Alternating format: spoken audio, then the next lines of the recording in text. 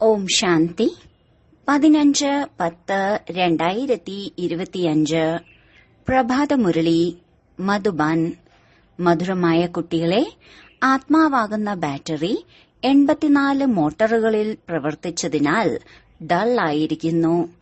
ഇപ്പോൾ അതിനെ ഓർമ്മയുടെ യാത്രയിലൂടെ സമ്പന്നമാക്കണം. ചോദ്യം: ബാബ ഏതു കുട്ടികളെയാണ് വളരെ വളരെ ഭാഗ്യശാലികളെന്ന് കരുതുന്നത്? ഉത്തരം: ആർക്കാണോ ഒരു കെട്ടുമില്ലാത്തത്, ആരാണോ നിർബന്ധനം, ഇങ്ങനെയുള്ള കുട്ടികളെക്കുറിച്ച് ബാബ മനസ്സിലാക്കുന്നു. നിങ്ങൾ വളരെ വളരെ ഭാഗ്യശാലികളാണ്.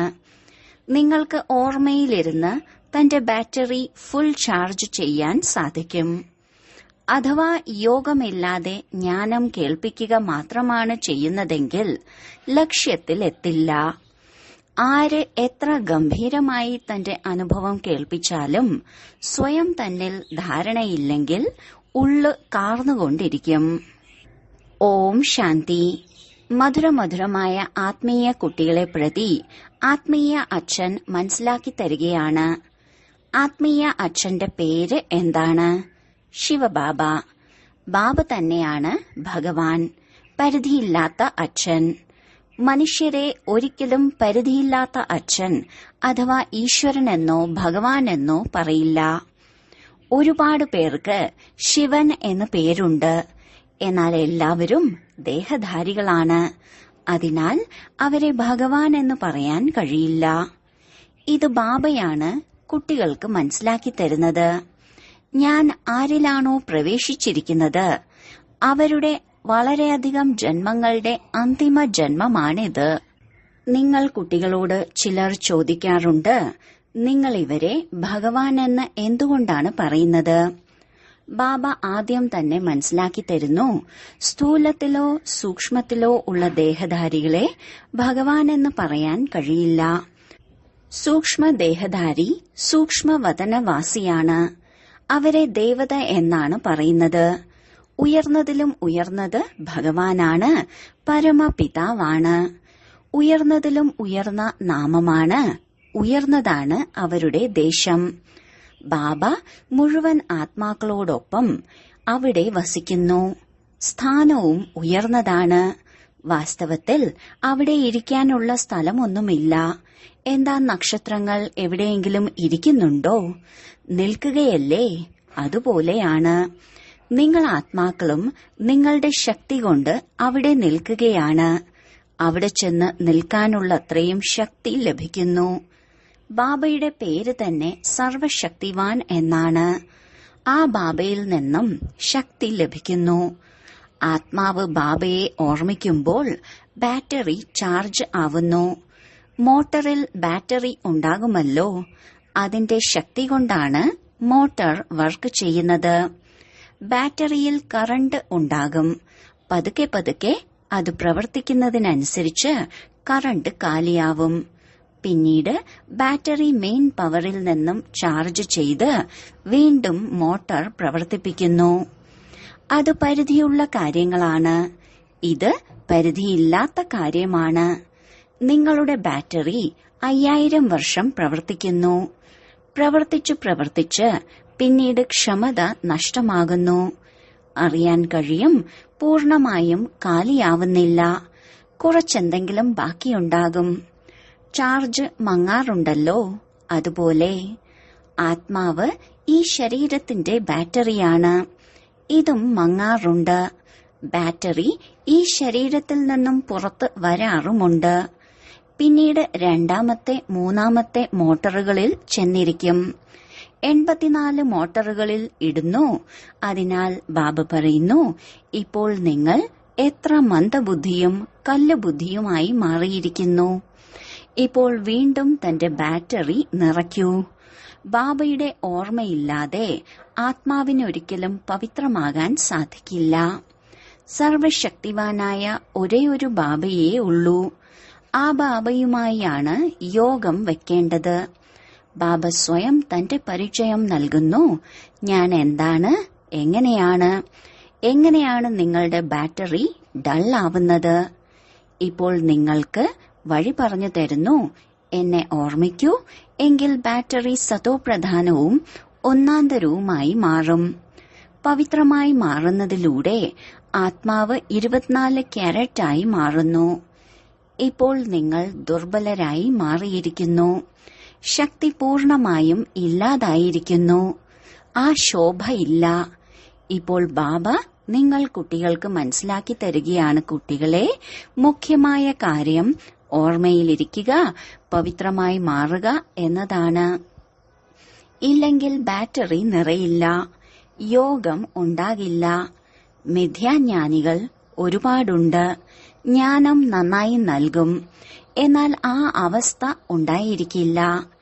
ഇവിടെ വളരെ ഗംഭീരമായി അനുഭവം കേൾപ്പിക്കും. ഉള്ളിന്റെ ഉള്ള് കാർന്നുകൊണ്ടിരിക്കും. ഞാൻ എങ്ങനെ വർണ്ണിക്കുന്നുവോ ആ അവസ്ഥയില്ല.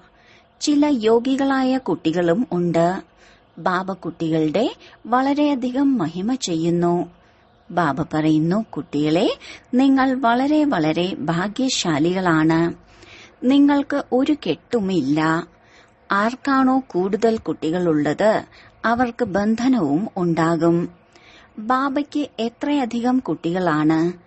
എല്ലാവരെയും പാലിക്കുകയും സംരക്ഷിക്കുകയും ചെയ്യണമല്ലോ. ബാബയെയും ഓർമ്മിക്കണം. പ്രിയതമന്റെ ഓർമ്മ പൂർണമായും പക്ക ആയിരിക്കണം.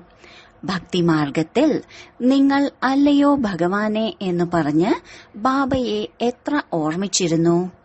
പൂജയും ആദ്യമാദ്യം ശിവബാബയുടേതാണ് ചെയ്തത്. ആദ്യം നിരാകാരനായ ഭഗവാന്റേതാണ് ചെയ്തത്. ആ സമയത്ത് നിങ്ങൾ ആത്മാഭിമാനിയായി മാറുന്നു എന്നില്ല. ആത്മാഭിമാനി പിന്നീട് പൂജ ചെയ്യുമോ? ബാബ മനസ്സിലാക്കി തരുന്നു. ആദ്യമാദ്യം ഭക്തി ആരംഭിക്കുമ്പോൾ ആദ്യം ഒരു ബാബയുടെ പൂജയാണ് ചെയ്തത്. ഒരേ ഒരു ശിവന്റെ പൂജയാണ് ചെയ്തത്. എങ്ങനെയാണോ രാജാവും റാണിയും അതുപോലെ തന്നെ പ്രജയും. ഉയർന്നതിലും ഉയർന്നത് ഭഗവാനാണ്. ആ ഭഗവാനെയാണ് ഓർമ്മിക്കേണ്ടത്. ബാക്കി ആരെല്ലാമുണ്ടോ അവരെല്ലാം താഴെയാണ്. ബ്രഹ്മ, വിഷ്ണു, ശങ്കരന്മാരെയും ഓർമ്മിക്കേണ്ട ആവശ്യമില്ല. ഉയർന്നതിലും ഉയർന്ന ബാബയെ തന്നെയാണ് ഓർമ്മിക്കേണ്ടത്. പക്ഷെ ഡ്രാമയുടെ പാർട്ട് ഇങ്ങനെയാണ്. അതിൽ നിങ്ങൾ താഴെ ഇറങ്ങുന്നതിൽ ബന്ധിതരാണ്. ബാബ മനസ്സിലാക്കി തരുന്നു, നിങ്ങൾ എങ്ങനെയാണ് താഴേക്ക് ഇറങ്ങിയത്. എല്ലാ കാര്യങ്ങളും ആദ്യം മുതൽ അന്ത്യം വരെ മുകളിൽ നിന്നും താഴെ വരേക്കും ബാബ മനസ്സിലാക്കി തരുന്നു. ഭക്തിയും ആദ്യം സതോ പ്രധാനവും പിന്നീട് സതോ രജോ തമോയും ആയി മാറുന്നു. ഇപ്പോൾ വീണ്ടും നിങ്ങൾ സതോ പ്രധാനമായി മാറുകയാണ്. ഇതിലാണ് പരിശ്രമം. പവിത്രമായി മാറണം. സ്വയം തന്നെ നോക്കണം. മായ എവിടെയും എന്നെ ചതിക്കുന്നില്ലല്ലോ. എന്റെ ദൃഷ്ടി ക്രിമിനൽ ആകുന്നില്ലല്ലോ. പാപത്തിന്റെ ഒരു ചിന്തയും ഉണ്ടാകുന്നില്ലല്ലോ. പ്രജാപിത ബ്രഹ്മാവ് എന്ന് മഹിമ പാടുന്നുണ്ട്. അപ്പോൾ ബ്രഹ്മാവിന്റെ മക്കൾ ബ്രാഹ്മണ ബ്രാഹ്മണിമാർ പരസ്പരം സഹോദരീ സഹോദരന്മാരല്ലേ? ലോകത്തിലുള്ള ബ്രാഹ്മണരും സ്വയം ബ്രഹ്മാവിന്റെ കുട്ടികളാണ് എന്ന് കരുതുന്നു. നിങ്ങൾ ബ്രാഹ്മണരും സഹോദരീ സഹോദരങ്ങളല്ലേ? പിന്നീട് വികാരി ദൃഷ്ടി എന്തുകൊണ്ടാണ് ഉണ്ടാകുന്നത്? ബ്രാഹ്മണർക്ക് നല്ല രീതിയിൽ ദൃഷ്ടി നൽകാൻ നിങ്ങൾക്ക് സാധിക്കും. ഇപ്പോൾ നിങ്ങൾ കുട്ടികൾക്ക് മാത്രമേ അറിയൂ, ബ്രഹ്മാവിന്റെ സന്താനങ്ങൾ ബ്രാഹ്മണ ബ്രാഹ്മണിമാരായി മാറി പിന്നീട് ദേവതയാവുന്നു. ബാബ വന്ന് ബ്രാഹ്മണരുടെയും ദേവീ ദേവതകളുടെയും ധർമ്മം സ്ഥാപിച്ചു എന്നും പറയാറുണ്ട്. ഇത് മനസ്സിലാക്കേണ്ട കാര്യമല്ലേ? നമ്മൾ ബ്രഹ്മാവിന്റെ സന്താനങ്ങൾ സഹോദരീ സഹോദരങ്ങളാണ്. എങ്കിൽ ഒരിക്കലും കുദൃഷ്ടി ഉണ്ടാവാൻ പാടില്ല. അതിനെ തടയണം. ഇതും നമ്മുടെ മധുരമായ സഹോദരിയാണ്. ആ സ്നേഹമുണ്ടാകണം. എങ്ങനെയാണോ രക്തബന്ധത്തിൽ സ്നേഹമുണ്ടാകുന്നത് അത് മാറി ആത്മീയമാകണം. ഇതിൽ വളരെ വളരെ പരിശ്രമമുണ്ട്. എങ്കിലും സഹജമായ ഓർമ്മയാണ്. സ്വയം ആത്മാവാണെന്ന് മനസ്സിലാക്കി ബാബയെ ഓർമ്മിക്കണം. വികാരത്തിന്റെ ദൃഷ്ടി വെക്കാൻ കഴിയില്ല. ബാബ മനസ്സിലാക്കി തന്നിട്ടുണ്ട്, ഈ കണ്ണുകൾ വളരെയധികം ചതിക്കുന്നതാണ്. അതിനെ മാറ്റണം. ഞാൻ ആത്മാവാണ്. ഇപ്പോൾ നമ്മൾ ശിവബാബയുടെ കുട്ടികളാണ്. ദത്തെടുക്കപ്പെട്ട സഹോദരീ സഹോദരങ്ങളാണ്. നാം നമ്മെ BK എന്നാണ് വിളിക്കുന്നത്. പെരുമാറ്റത്തിൽ വ്യത്യാസമുണ്ടാകുമല്ലോ. ടീച്ചറുടെ ജോലിയാണ് ക്ലാസ്സിൽ എല്ലാവരോടും ചോദിക്കുക, നിങ്ങൾ മനസ്സിലാക്കുന്നുണ്ടോ, നമ്മുടേത് സഹോദരീ സഹോദരൻ എന്ന ദൃഷ്ടിയാണോ, അതോ എന്തെങ്കിലും ചഞ്ചലത ഉണ്ടോ? സത്യമായ ബാബയോട് സത്യം പറയുന്നില്ല. കള്ളം പറയുകയാണെങ്കിൽ വളരെയധികം ശിക്ഷ ലഭിക്കും. കോടതിയിൽ സത്യം ചെയ്യിക്കാറുണ്ടല്ലോ. സത്യമായ ഈശ്വരന്റെ അഥവാ പിതാവിന്റെ മുന്നിൽ സത്യം പറയും. സത്യമായ അച്ഛന്റെ കുട്ടികളും സത്യമായിരിക്കും. ബാബ സത്യമല്ലേ? ബാബ സത്യം തന്നെയാണ് പറയുന്നത്. ബാക്കിയെല്ലാം പൊങ്ങച്ചമാണ്. ശ്രീ ശ്രീ 108 എന്ന് സ്വയം പറയുന്നു. വാസ്തവത്തിൽ അത് ഓർമ്മിക്കുന്ന ഒരു മാലയല്ലേ? നമ്മൾ എന്തിനാണ് ഓർമ്മിക്കുന്നത് എന്നതും അറിയില്ല. ബൗദ്ധികളുടെയും മാലയുണ്ട്, ക്രിസ്ത്യൻസിന്റെയും മാലയുണ്ട്. എല്ലാവരും അവരവരുടെ സമ്പ്രദായം അനുസരിച്ച് മാല കറക്കുന്നു. നിങ്ങൾ കുട്ടികൾക്കിപ്പോൾ ജ്ഞാനം ലഭിച്ചിട്ടുണ്ട്. പറയൂ, 108ന്റെ മാലയിലെ മുകളിലുള്ള പൂവ് നിരാകാരനാണ്. അവരെയാണ് എല്ലാവരും ഓർമ്മിക്കുന്നത്. അവരുടെ ഓർമ്മയിലൂടെ തന്നെയാണ് നമ്മൾ സ്വർഗത്തിലെ പട്ടറാണി അഥവാ മഹാറാണിയായി മാറുന്നത്. നരനിൽ നിന്നും നാരായണനാവുക, നാരിയിൽ നിന്നും ലക്ഷ്മിയാകുക.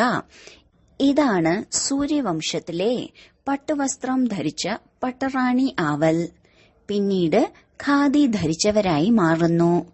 അതിനാൽ ഇങ്ങനെയുള്ള പോയിന്റ്സ് ബുദ്ധിയിൽ വെച്ച് പിന്നീട് മനസ്സിലാക്കി കൊടുക്കണം. പിന്നീട് നിങ്ങളുടെ പേര് വളരെ പ്രശസ്തമാകും. കാര്യങ്ങൾ സംസാരിക്കുന്നതിൽ സിംഹിണിയായി മാറൂ. നിങ്ങൾ ശിവശക്തി സേനകളല്ലേ? അനേകം പ്രകാരത്തിലുള്ള സേനകൾ ഉണ്ടല്ലോ. നിങ്ങൾ അവിടെയും പോയി എന്താണ് പഠിപ്പിക്കുന്നത് എന്ന് നോക്കൂ. ലക്ഷക്കണക്കിന് മനുഷ്യർ പോകുന്നുണ്ടല്ലോ. ബാബ മനസ്സിലാക്കി തന്നിട്ടുണ്ട്, ക്രിമിനൽ ദൃഷ്ടി വളരെയധികം ചതിക്കുന്നതാണ്. തന്റെ അവസ്ഥയുടെ വർണ്ണന നടത്തണം, അനുഭവം കേൾപ്പിക്കണം. ഞങ്ങൾ വീട്ടിൽ എങ്ങനെയാണ് കഴിയുന്നത്, അവസ്ഥയുടെ മേൽ എന്ത് പ്രഭാവമാണ് ഉണ്ടാകുന്നത്. ഡയറി വെക്കൂ. എത്ര സമയം ഈ അവസ്ഥയിൽ ഇരിക്കാൻ കഴിയുന്നുണ്ട്. ബാബ മനസ്സിലാക്കി തരുന്നു, സമർത്ഥരോട് മായയും സമർത്ഥമായാണ് യുദ്ധം ചെയ്യുന്നത്. യുദ്ധത്തിന്റെ മൈതാനമല്ലേ? മായ വളരെ ബലശാലിയാണ്. മായ അർത്ഥം 5 വികാരം. ധനത്തെ സമ്പത്ത് എന്നാണ് പറയുന്നത്. ആരുടെ പക്കൽ വളരെയധികം സമ്പത്തുണ്ടോ അവർ തന്നെയാണ് അജാമിലനായും മാറുന്നത്. ബാബ പറയുന്നു, ആദ്യം നിങ്ങൾ വേശ്യകൾക്ക് മനസ്സിലാക്കി കൊടുക്കൂ. എങ്കിൽ അവർ തന്റെ അസോസിയേഷൻ ഉണ്ടാക്കും.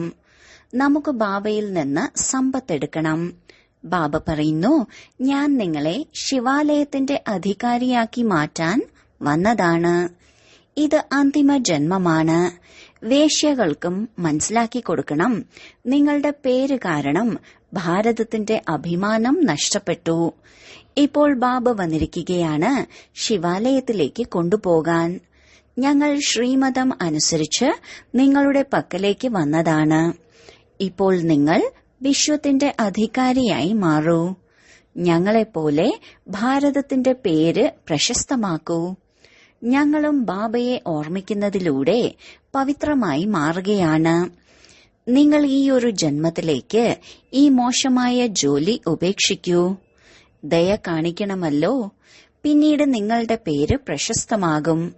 പറയും, ഇവരിൽ ഇത്രയും ശക്തിയുണ്ട്. ഇത്രയും മോശമായ ജോലി ചെയ്തിരുന്നവരെ പോലും അവർ മോചിപ്പിച്ചു.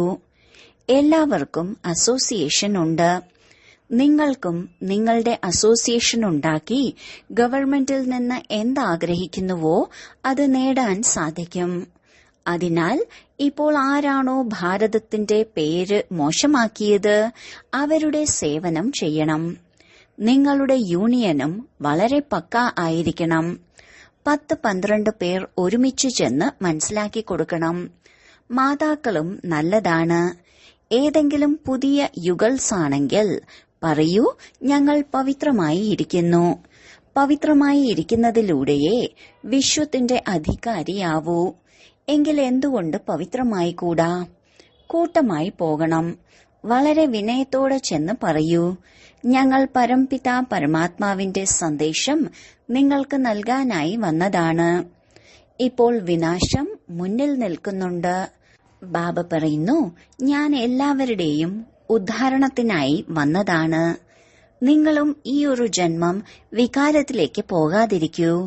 നിങ്ങൾക്ക് മനസ്സിലാക്കി കൊടുക്കാൻ സാധിക്കും, ഞങ്ങൾ ബ്രഹ്മകുമാരി കുമാരന്മാർ തന്റെ ശരീരം, മനസ്സ്, ധനം എന്നിവയിലൂടെ സേവനം ചെയ്യുന്നു. ഞങ്ങൾ ഭിക്ഷ യാചിക്കുന്നില്ല. ഈശ്വരന്റെ കുട്ടികളാണ്. ഇങ്ങനെ പദ്ധതികൾ ഉണ്ടാക്കൂ. നിങ്ങളെ സഹായിക്കില്ല എന്നല്ല, ആഹാ ആഹാ എന്ന് പറയുന്ന തരത്തിലുള്ള കർമ്മങ്ങൾ ചെയ്യൂ. സഹായിക്കാൻ ആയിരങ്ങൾ വരും. തന്റെ സംഘടന ഉണ്ടാക്കൂ. മുഖ്യമായവരെ തിരഞ്ഞെടുക്കൂ. സെമിനാർ നടത്തൂ. കുട്ടികളെ സംരക്ഷിക്കുന്നതിനായി ഒരുപാട് പേർ വരും. നിങ്ങൾ ഈശ്വരീയ സേവനത്തിൽ മുഴുകൂ. പെട്ടെന്ന് സേവനത്തിനായി ഇറങ്ങുന്ന തരത്തിൽ വിശാല മനസ്കരാവണം. ഒരു ഭാഗത്ത് ഈ സേവനം, പിന്നെ രണ്ടാമത് ഗീതയുടെ കാര്യം. ഈ കാര്യങ്ങൾ ഒരുമിച്ചെടുക്കൂ. നിങ്ങൾ പഠിക്കുന്നത് തന്നെ ഈ ലക്ഷ്മി നാരായണനായി മാറാനാണ്. അതിനാൽ ഇവിടെ നിങ്ങൾ കുട്ടികൾ തമ്മിൽ അഭിപ്രായ വ്യത്യാസം ഉണ്ടാകാൻ പാടില്ല. അഥവാ എന്തെങ്കിലും കാര്യം ബാബയിൽ നിന്ന് ഒളിച്ചുവെച്ചെങ്കിൽ, സത്യം പറയുന്നില്ലെങ്കിൽ തന്റെ തന്നെ നഷ്ടം ഉണ്ടാക്കുകയാണ്. മാത്രമല്ല 100 മടങ്ങ് പാപവും വർദ്ധിക്കും. ശരി, വളരെ കാലത്തെ വേർപാടിനു ശേഷം തിരികെ കിട്ടിയ മധുരമധുരമായ കുട്ടികൾക്ക് മാതാവും പിതാവുമായ ബാബ്ദാദയുടെ സ്നേഹസ്മരണകളും സുപ്രഭാതവും. ആത്മീയ അച്ഛന്റെ ആത്മീയ കുട്ടികൾക്ക് നമസ്കാരം. ധാരണയ്ക്കുള്ള മുഖ്യസാരം: 1. നമ്മൾ മധുരമായ ബാബയുടെ കുട്ടികളാണ്. പരസ്പരം മധുരമായ സഹോദരീ സഹോദരങ്ങളായി കഴിയണം. ഒരിക്കലും വികാരി ദൃഷ്ടി ഉണ്ടാകരുത്.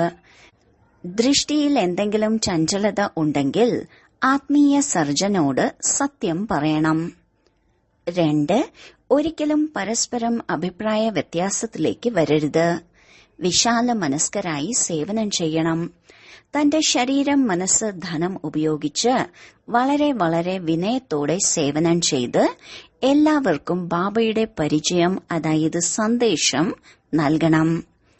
വരദാനം: ഓരോ കർമ്മവും ചരിത്രത്തിന്റെ രൂപത്തിൽ മഹിമായോഗ്യമാക്കുന്നവരായ മഹാത്മാവായി ഭവിക്കട്ടെ.